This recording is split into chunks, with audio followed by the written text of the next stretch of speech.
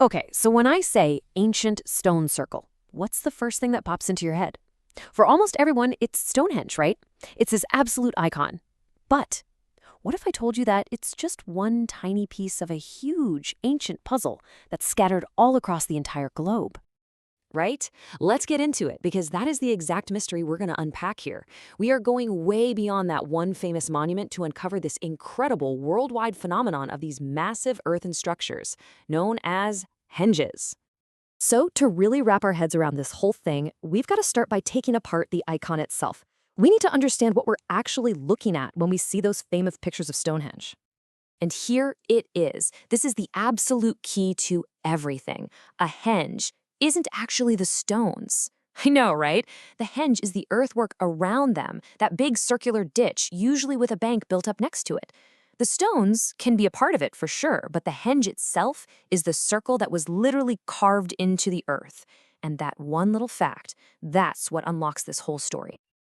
Okay, so now that we know what we're looking for, let's kick off our global investigation.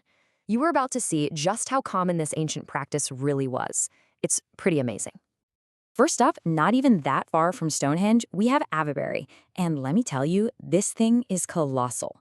It is so big that an entire village fits inside its earthworks today. It's seriously one of the largest and most impressive henges you'll find anywhere on the planet. All right, now let's head way up north to the Orkney Islands in Scotland and check out Maze How. Now, what's so fascinating here is that it shows us these aren't just simple circles dug in the ground. Nope. A lot of them, like Maze How, are these incredibly complex structures with some amazing intricate stone carvings inside. Hopping over to Ireland, we find Newgrange. This place is a UNESCO World Heritage Site, and it's famous for this incredible passage tomb that lines up perfectly with the sunrise on the winter solstice. It is just a stunning piece of Neolithic engineering. And don't for a second think this was just a thing on the British Isles. No way. Over in Brittany, France, you have the Carnac stones. This is a massive complex with over 3,000 standing stones, all part of a much bigger henge system. I mean, the scale of it is just, it's mind-boggling. But now for the real jaw-dropper. Let's go to the Sahara Desert in Egypt. At a place called Nabta Playa, archaeologists found one of the oldest astronomical sites ever discovered, a Neolithic henge that's actually older than a lot of the more famous ones.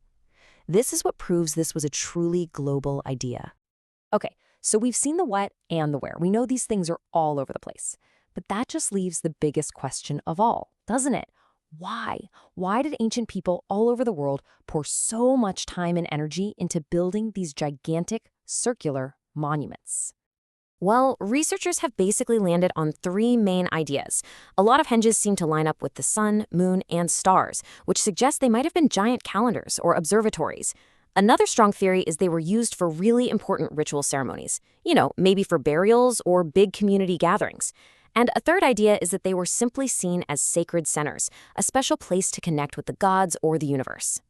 So we have these theories about why they were built.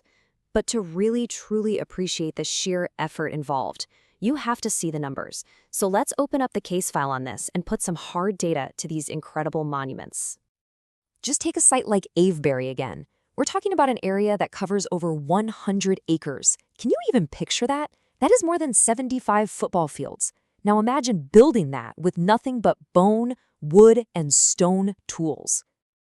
And the timeline here, it's just staggering. The earliest construction at Stonehenge dates back to around 3000 BC. That's 5,000 years ago. That makes parts of it older than the Great Pyramids of Giza. Just let that sink in for a minute. And the pull of these places, it's timeless. Even today, just one of these sites, Stonehenge, brings in more than 1 million visitors every single year. 1 million people, all trying to feel that same ancient connection. So we have the definitions, we have the locations, we have theories, and we have the incredible numbers. But even with all of that, these sites still feel like echoes in the earth. They're powerful, but they're faint.